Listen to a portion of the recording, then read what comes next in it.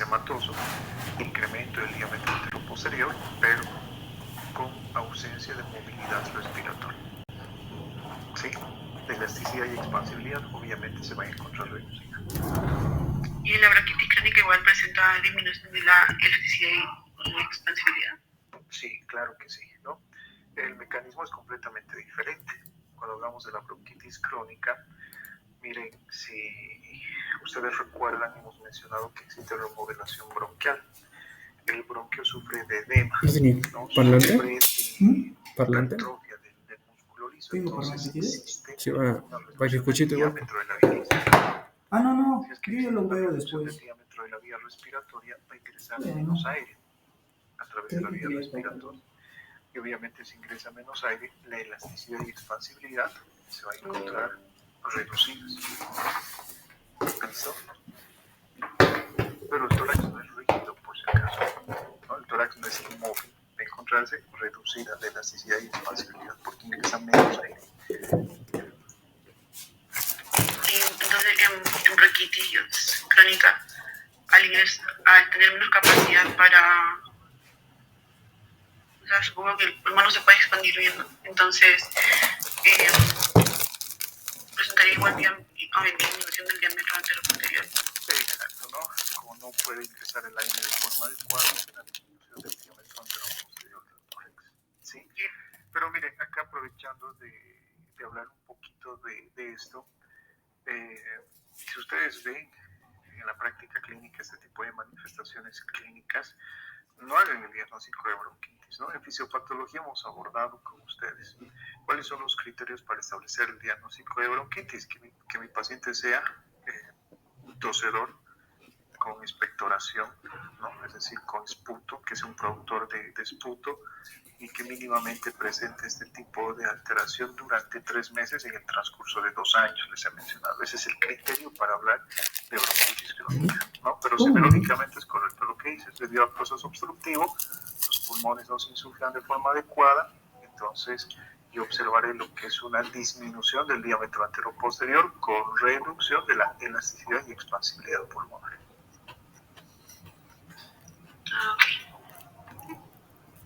¿Qué más?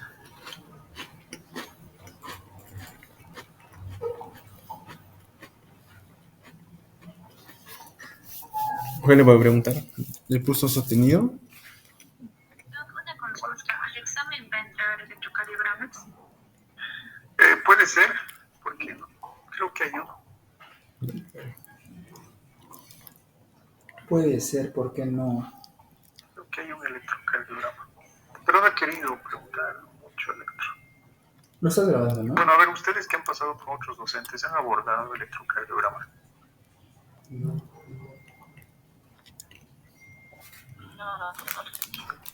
No, ya los vamos a agarrar, pero para el segundo semestre.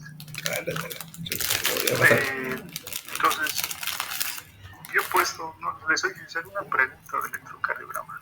Nada más. Sí, nada más. Es lo único de electro que he preguntado.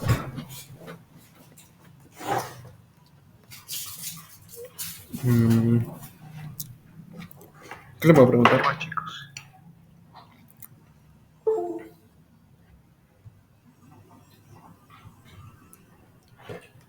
¿Qué más le pregunta? ¿Qué más? ¿Qué más?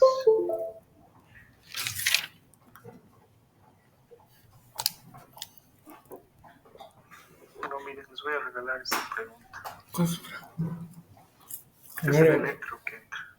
Regalar. Sí. Pero solamente estas derivaciones, B1, B2, B3, B4, B5 y B6. ¿Ha leído los criterios de Sokolov? Semiología. ¿Cuáles son los criterios de Sokolov? V1 y Les V6. pido que lean.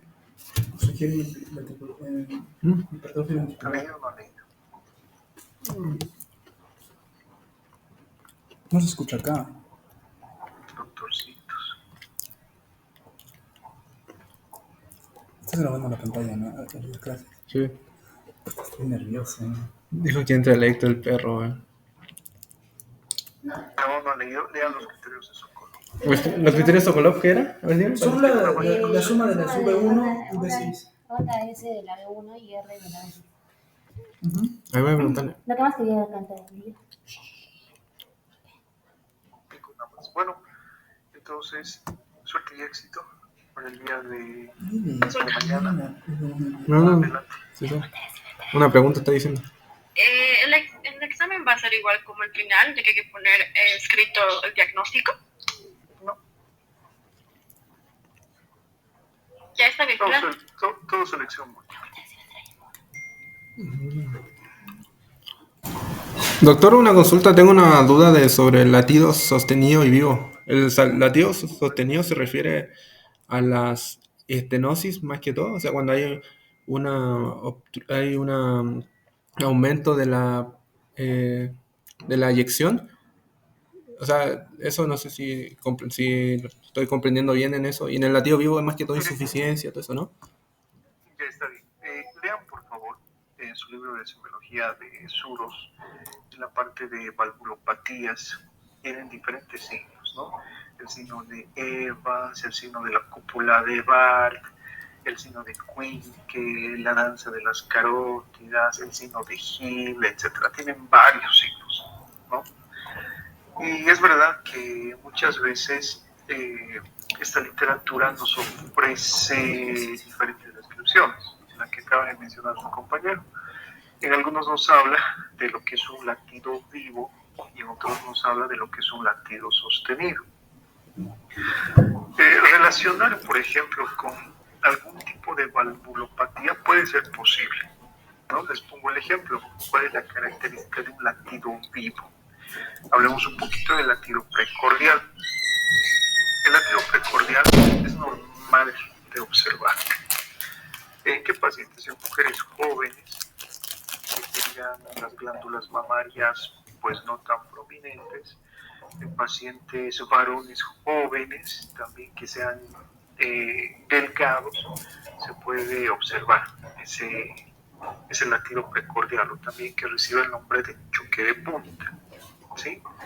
¿Qué es lo que ustedes van a observar? Un latido, observar, no van a palpar ni nada de eso, van a observar un latido en el quinto espacio intercostal, en la línea media clavicular del hemitórax del lado izquierdo. Sí, ese es el latido precordial. ¿Listo? ¿Cuál es la característica con un latido vivo? ¿Cuál es la diferencia, mejor dicho? Como dice el nombre, un latido vivo es más intenso. Y los latidos vivos, ubicados en este espacio, quinto espacio intercostal, línea media clavicular del hemitórax del lado izquierdo, pueden sugerir varias causas. Por eso les había mencionado, ¿no?, en clases anteriores, una manifestación clínica, pues nunca es el diagnóstico de una patología, ¿no? ¿Qué es lo que sucede? No hay que tomar como un dato patognomónico, ¿sí? No hay que tomar como un dato patognomónico, sino hay que asociar con las demás manifestaciones clínicas que presenta el paciente. ¿Por qué les digo esto? Porque hay varias causas de latidos vivos. Un ejemplo, los estados hiperkinéticos. Supongamos ustedes tienen un hermanito de 12 años que es delgadito, que tiene sus prácticas de atletismo. ¿Sí? Debido a la actividad física intensa, va a presentar un latido vivo. ¿Qué significa latido vivo? Un latido que es más intenso. Listo, esa es la característica, que va a ser más visible. Ustedes van a observar literalmente cómo late el corazón. ¿Sí? Otra causa, la anemia. Otra causa, el hipertiroidismo, por ejemplo, ¿no? Otra causa, el embarazo también. ¿Sí? Ese es un latido vivo. Si hablamos de valvulopatías, los latidos vivos, por ejemplo, son muy característicos. A ver, ¿qué valvulopatía puedo ponerles como ejemplo? La regurgitación mitral, o la regurgitación aórtica, o la insuficiencia aórtica. Recuerden, ¿no?, lo que les he mencionado.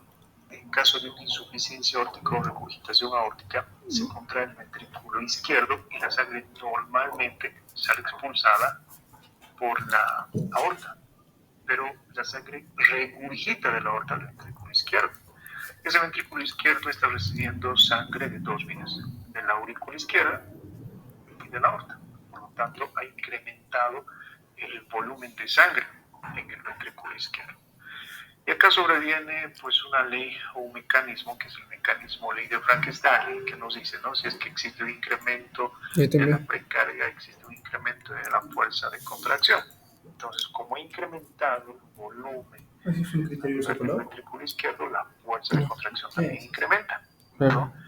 ¿Y ustedes qué van a observar en este caso? Un latido vivo. Como ha incrementado la fuerza de contracción, Sí, está bien. ustedes van a poder observar un latido mucho más intenso en la región precordial. Esa es la característica y la diferencia de un latido vivo con un latido precordial. Es lo mismo, solamente que es más intenso y es mucho más visible y tiene un significado semiológico y fisiopatogénico, una mayor fuerza de contracción del ventrículo izquierdo. Por ejemplo, ahora, ¿cuál es la característica de un latido sostenido? Como dice el nombre, ¿no? El tiempo o la duración es más sostenido, es decir, la fuerza de contracción o la contracción propiamente del ventrículo izquierdo es mucho más prolongada, ¿no?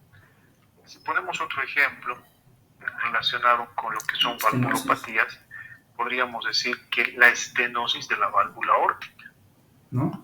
¿sí? Como la válvula aórtica se encuentra estenosada y el ventrículo izquierdo se encuentra lleno de sangre, ese ventrículo izquierdo se va a contraer, pero de forma más prolongada para eliminar la sangre que se encuentra en la cavidad.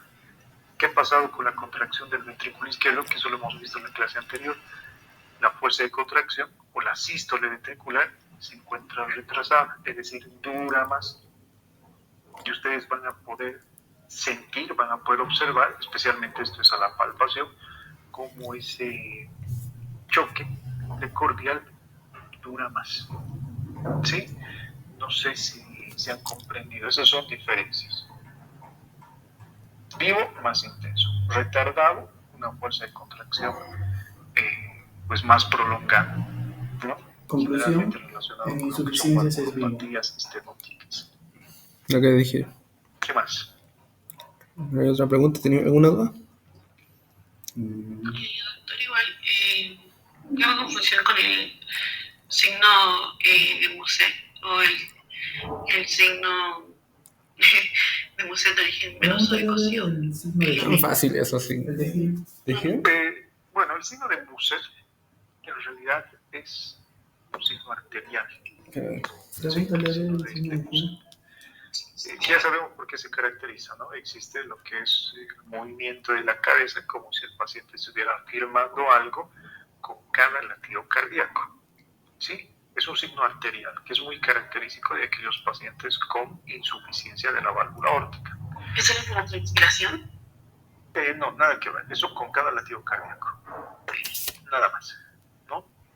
Ahora, pregúntale de el los signo de Muset desdoblamientos. venoso, sí, mal denominado así, signo de Muset venoso. De desdoblamiento Es, nada más. un signo venoso, como dice el nombre. ¿Qué pasa en En un realidad desdoblamiento? se le conoce Inspiración con el y nombre expiración. de signo de Cosío.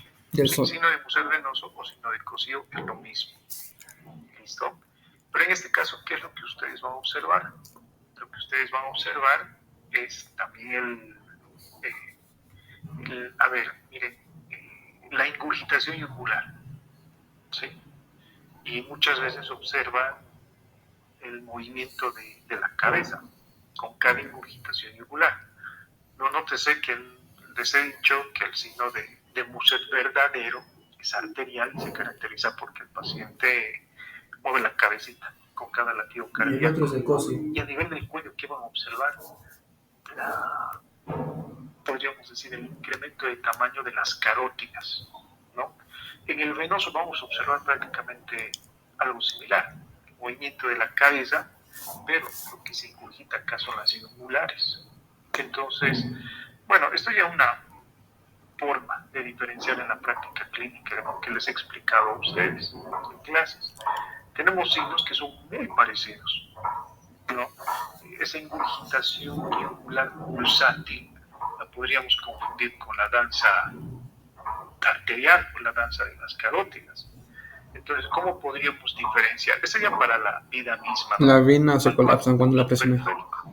Esa es la Si es que diferencia. ustedes que existe ese crecimiento de estructuras vasculares a nivel cervical, pero que coincide con una pulsación arterial periférica, es arterial. Acá hablaremos del signo de Muset. Si no coincide con la pulsación de una arteria periférica, pues es venoso, ¿no?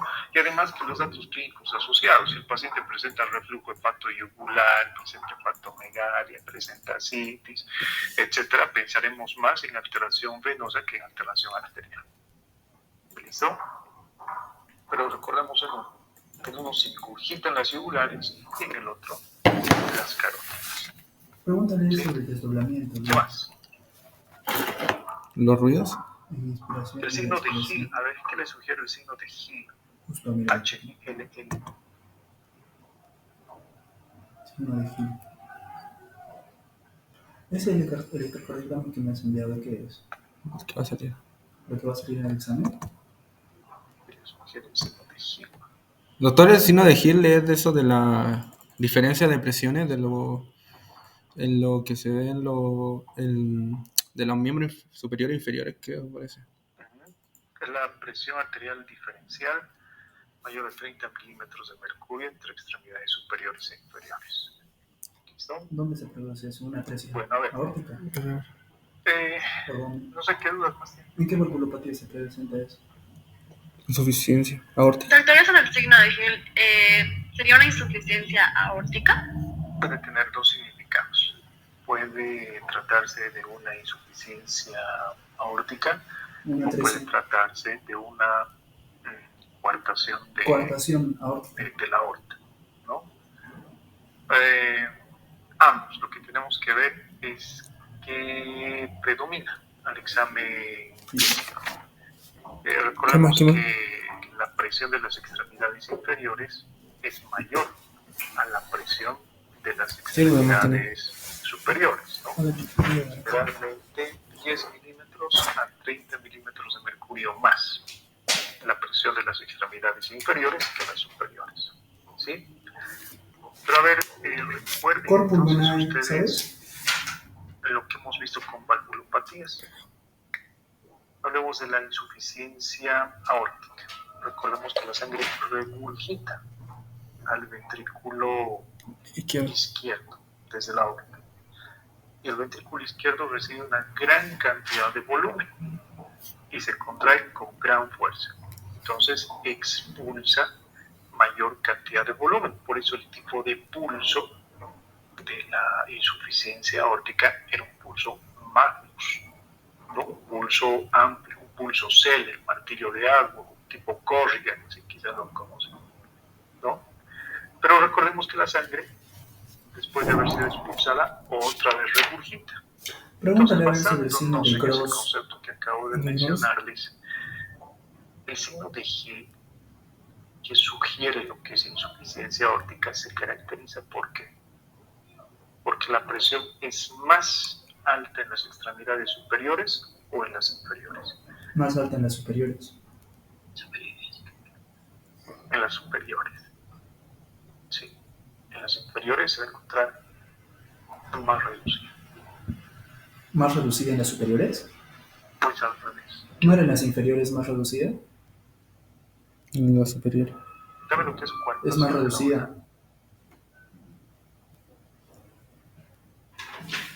Cuando hay como una separación de las paredes.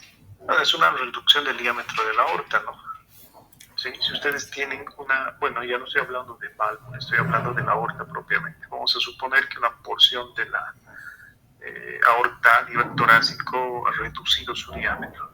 Si ha reducido su diámetro en una porción de la caja torácica, irá la sangre en forma adecuada a las extremidades inferiores.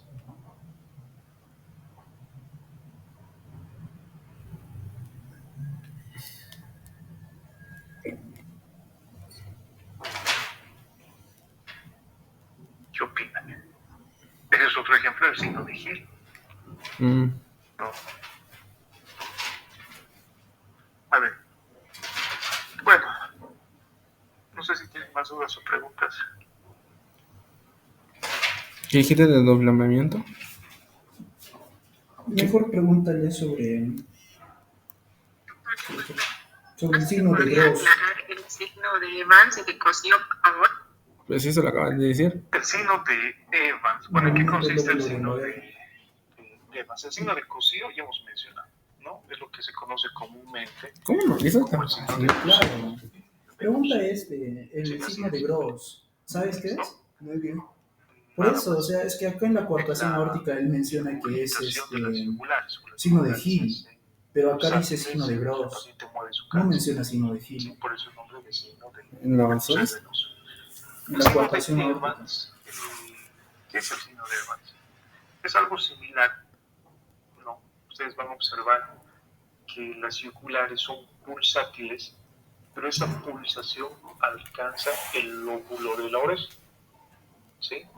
Entonces, el signo de Evans se caracteriza, y está en la literatura, está bien descrito, les dice que la pulsación de la oreja, especialmente del lóbulo, que está relacionado con Pero en la radiografía. valvulopatías, como ¿Eso? por ejemplo la estenosis Está la tricúspide. radiografía. Sí, esa es la diferencia. La radiología. ¿Qué más? Doctor, en el signo de Evans, como se dice, es la pulsación del lóbulo de la oreja. De una manera llega a la audición.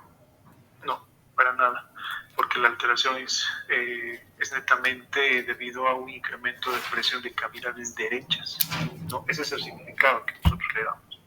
Incremento de presión, probablemente debido a sobrecarga de volumen de cavidades derechas, nada más, pero no afecta para nada lo que es la audición.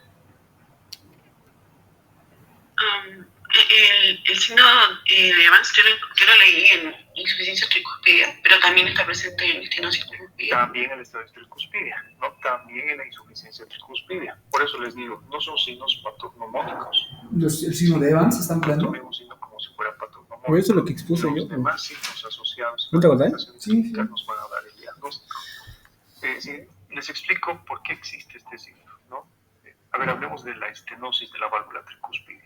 Recordemos que une dos cavidades, auricular derecha y ventrículo derecho. Si hay estenosis tricúspide, la sangre va a permanecer estancada, por así decirlo, en la aurícula derecha. ¿Sí? Entonces se contrae la aurícula derecha, pero la sangre no fluye de forma adecuada al ventrículo derecho debido a la estenosis. Entonces, ¿qué va a pasar con la sangre? Regurgita hacia la cava y regurgita a las yugulares. Por eso, cuando existe contracción auricular derecha, ustedes van a encontrar una pulsación de la yugular. Recordemos que las venas no pulsan, ¿no? Pero acá sí van a pulsar. ¿Sí? Bueno, es el caso de estenosis. ¿Qué era el signo de En Rivero caso de Carvalho? Era con la inspiración, ¿no? Sí. recordemos que la válvula tricúspide es insuficiente. Se contrae el ventrículo derecho y la sangre no solamente va a ir hacia los pulmones, sino como la válvula tricúspide se encuentra insuficiente o no se cierra, la sangre regurgita la aurícula derecha. Entonces, ¿qué sucede en este caso con la aurícula derecha? Sufre de sobrecarga de volumen y sobrecarga de presión, que se va a transmitir de igual forma hacia la cava y hacia las yugulares. ¿Listo? Eso es una estenosis. Sí, ¿o no? Sí. Claro, entonces también podría presentarse en alguna patología pulmonar, o sea, estenosis o insuficiencia pulmonar. En la estenosis de la válvula pulmonar también podría presentarse, porque va a repercutir Con el ventrículo derecho. también, pero es más característico de valvulopatías tricúspides.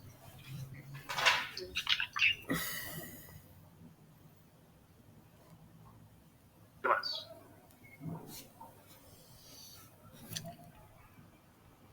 Doctor,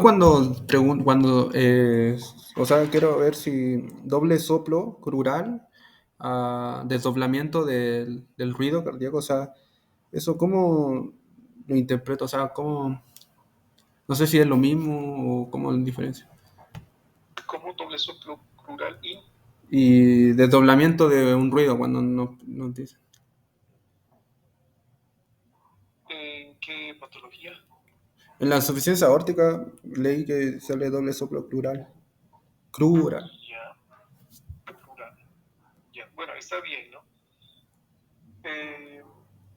A ver, cuando ustedes quieran estudiar pulsos arteriales, recuerden que hay una serie de características que uno debe estudiar en el pulso arterial, ¿no? La amplitud, Sí, bueno, amplitud. la forma de la onda, etc. Creo que no. Y no toda arteria nos sirve, por si acaso, para estudiar todas estas características del pulso arterial. Generalmente en la práctica clínica se utiliza para estudiar semiológicamente todos estos pulsos y sus alteraciones, arterias de gran calibre, la carótida, por ejemplo, pero no es muy recomendable por la presencia de vasoreceptores. Y también utilizamos especialmente lo que es la arteria femoral, porque también es de gran calibre, ¿no? Entonces, ¿qué es lo que ustedes tienen que hacer? ¿Sí? Las alteraciones, por ejemplo, estos soplos a nivel arterial, supongamos tomando en cuenta la radial, la cubital, el pulso perio, tibial posterior, no va a encontrar datos semiológicos porque son arterias que tienen ya un calibre reducido. En cambio, en arterias grandes, recordemos femoral y carótidas, pues podemos realizar este estudio semiológico. Ahora, el doble soplo plural, como dice el nombre, nosotros lo escuchamos colocando un estetoscopio a nivel del triángulo de Scarpa, ¿no? Que es la ubicación por donde anatómicamente discurre la arteria femoral, ¿no? Han hablado seguramente ustedes en sus clases de anatomía de los anillos crurales. Entonces el doble soplo crural es eso, es un doble soplo que nosotros oímos en la región crural o en la región femoral a nivel del triángulo de Scarpa, porque anatómicamente por acá discurre la arteria femoral. Ahora, esto recibe un nombre muy conocido en la semiología, que está descrito en su libro de Sulz. Recibe el nombre de soplo de Durossiers. ¿Sí? Eso es el soplo de Durossiers, es el doble soplo crural. La pulmonar, ¿no? Ahora, si No, el quieres estenosis mitral. identificar cuál es la característica del soplo, que es lo que tú vas a escuchar, necesariamente tienes que saber cómo trabaja esta válvula. Si es abierta, el flujo de sangre también es intenso, porque la válvula no ofrece resistencia hacia el paso de la sangre. Entonces, eso es lo que va a ocasionar en su paciente un soplo de tipo sistólico, el primer soplo, ¿no? Pero recordemos que una vez que la sangre ha sido expulsada por la aorta, regurgita otra vez hacia el ventrículo izquierdo. Y ese tiempo en el cual la sangre regurgita de la aorta al ventrículo izquierdo está originando otro soplo, pero ya no es sistólico, el soplo es diastólico. Entonces, en caso de una insuficiencia de la válvula aórtica, encontramos un soplo sistólico eyectivo y un soplo diastólico regurgitante. Incluso podríamos encontrar un tercer soplo, que es un soplo de llenado ventricular izquierdo antes de que exista contracción del ventrículo izquierdo, pero eso lo habrán visto en fisiopatología, ¿no? Entonces, fíjense que escucho dos soplos, uno que es eyectivo, sistólico, y el otro que es regurgitante, diastólico. Entonces, yo cuando coloco el estetoscopio en la región femoral, a nivel del triángulo de Scarpa, escucho ese doble soplo a través de la femoral. Ese es el doble soplo plural. Nada más. ¿Qué otra duda tiene?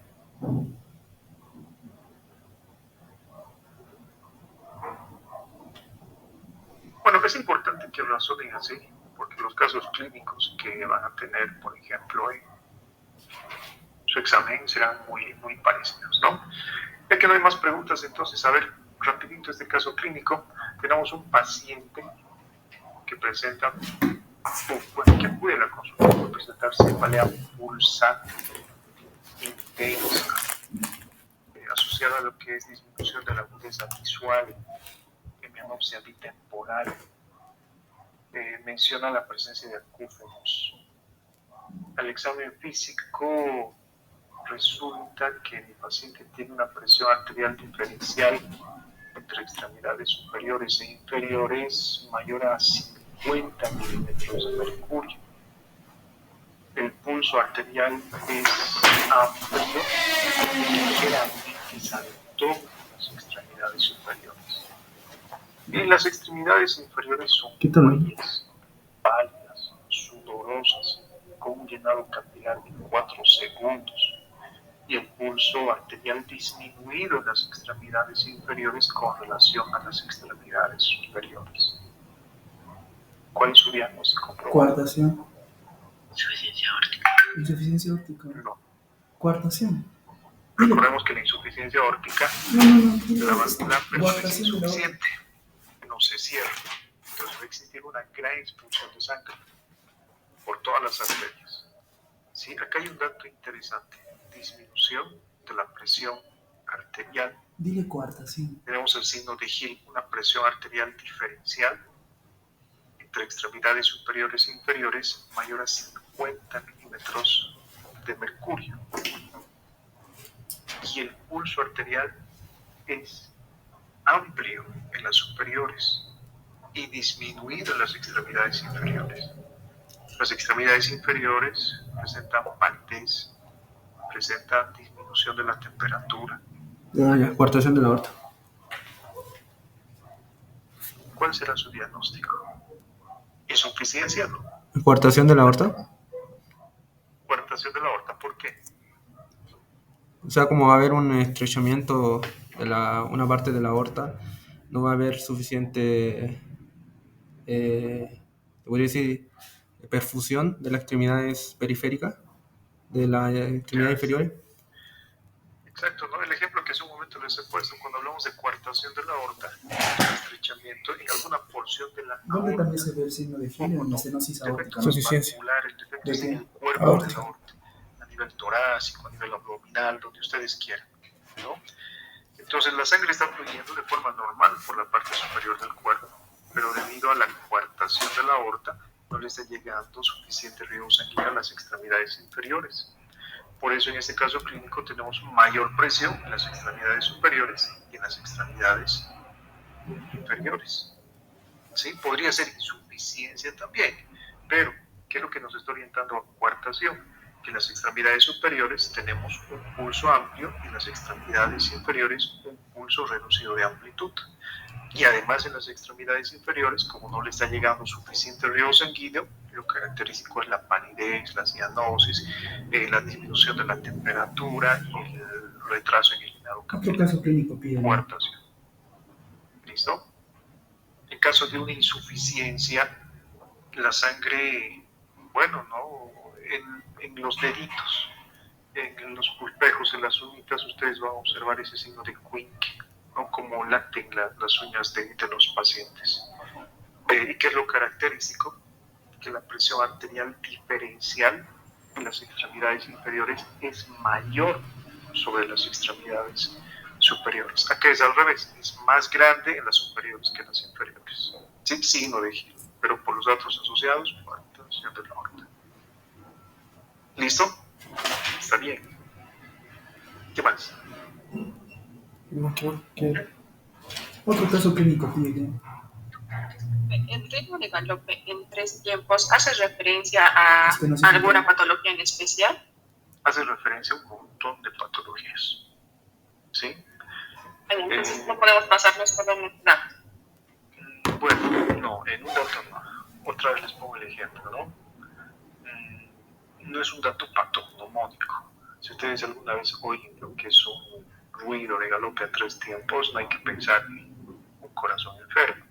Puede ser, pero también es frecuente en un corazón sano. Hagan la prueba alguna vez, escuchen, si tienen hermanitos menores, háganles correr y luego ausculten su corazón. Coloquen a su hermanito, hermanita en el cubito lateral izquierdo y ausculten el corazón. Van a escuchar un tercer ruido cardíaco. No podemos decir que esté enfermo, ¿no? Sin embargo, en insuficiencia cardíaca hay criterios.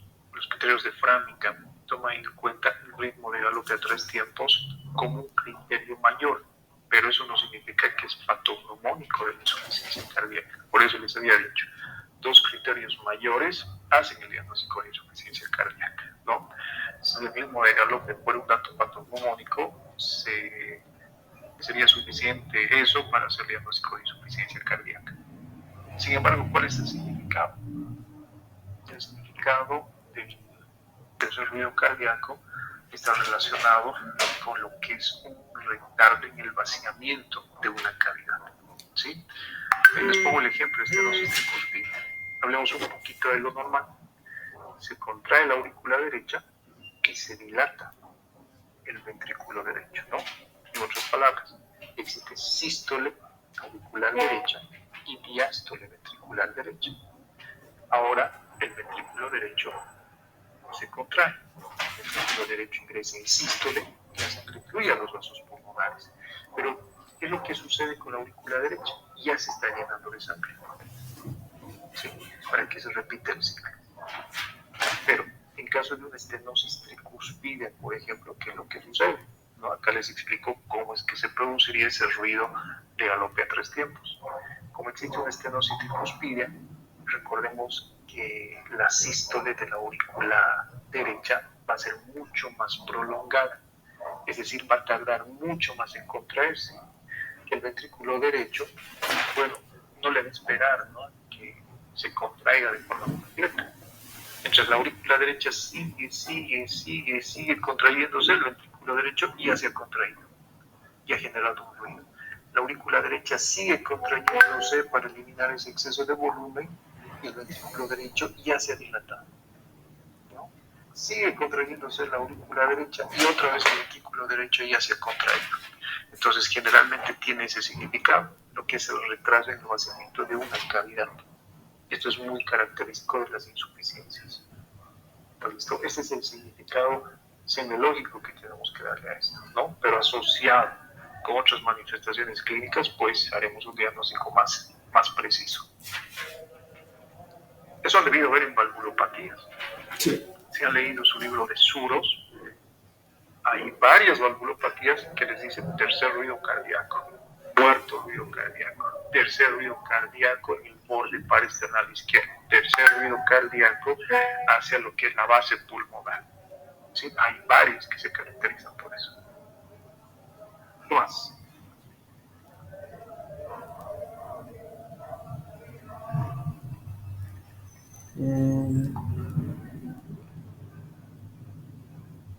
¿Qué más puedo preguntar? Doctor, o sea, me perdí un poquito.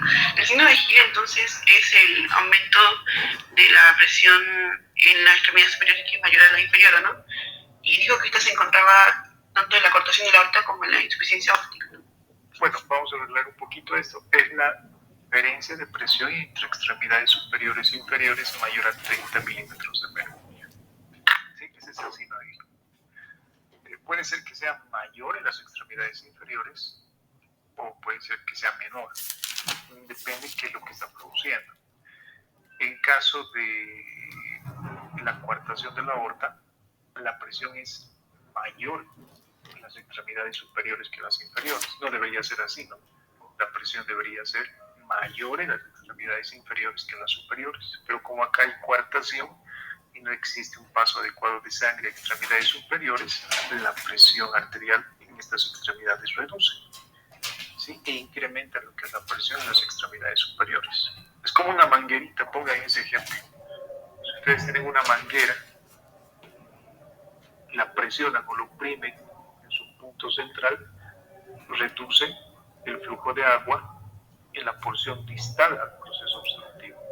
Pero ¿qué va a pasar con la presión del agua en la región proximal a la obstrucción? Incrementa. ¿Sí? Algo así es, en caso de coartación. ¿Qué más?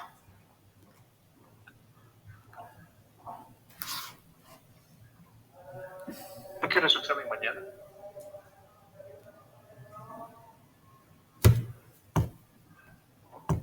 A las 9. 9 de la mañana. Bueno, chicos, entonces suerte y éxito. Que les vaya bien. ¿Sí? Recuerden que sus coordinadoras son las encargadas de revisar estos exámenes. Hemos repasado lo que es una gran cantidad de casos clínicos de valvulopatía, de tamponamiento, de pericarditis, etc. Entonces, estudien, repasen, tomen en cuenta Dio los como casos 20. clínicos. No es Solo dio difícil 2 o 1. realizar lo que es el diagnóstico de valvulopatías.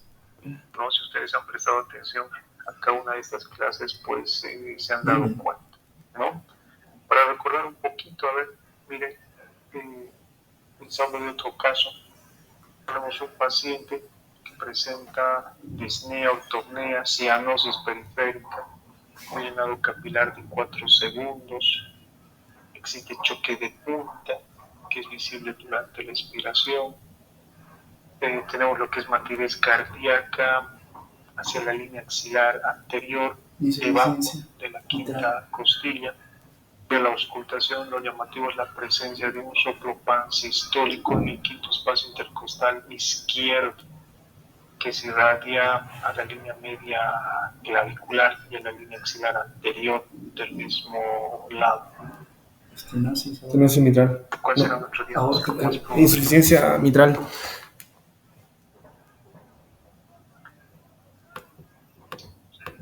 Insuficiencia. Estenosis aórtica. Insuficiencia mitral, doctor. Insuficiencia mitral. Sí, insuficiencia. Eso dije primero. Tenemos los clínicos de una valvulopatía que sugiere insuficiencia, ¿no? Y mitral, ¿por qué? Recuerden lo que les he mencionado, quinto espacio intercostal, ¿no? Ese es el dato que nos está indicando que la valvulopatía es mitral. ¿Listo? Ese ejemplo que hemos puesto, los ejemplos que hemos puesto en clases, de que no solamente se ausculta el corazón donde se me pegue la gana, sino que tengo que auscultar en cada foco de forma específica, pues nos sirve para ese diagnóstico de valvulopatías, ¿no? Entonces, para terminar, recuerden, generalmente, si la valvulopatía es aórtica, donde encontramos el soplo, segundo espacio intercostal, línea parasternal derecha. Si es pulmonar, segundo espacio intercostal, línea parasternal izquierda. Si es tricuspide, cuarto espacio intercostal, línea parasternal izquierda. Si es mitral, quinto espacio intercostal, línea parasternal. ¿Listo? Entonces acá tenemos ese dato clínico, soplo sistólico en quinto espacio intercostal. Pero Listo. en insuficiencia aórtica, en insuficiencia mitral, no sé si ese no sería, es un soplo sistólico, ¿no? El siguiente semestre. Tengan buen día, sigan estudiando. No, vamos a estar con usted, güey. Yo sé igual. ¿Ya se fue? ¿Ya se fue? No. Pregúntale algo, Luis. ¿Qué cosa? ¿Qué quiere que le De pregunte? un caso clínico de pulmonar, dile. No, ya se salió. Pero ya nos dio varias, ¿no viste las clases? Sí, vi todas, pero solo nos dio 2. 1. No, nos dio como 2 o 3. Pero hay diferentes. Ya se fue. Lo hacemos, ya está fácil. Yo, bueno, Sí, ya me siento yo claro. también ya me ubiqué.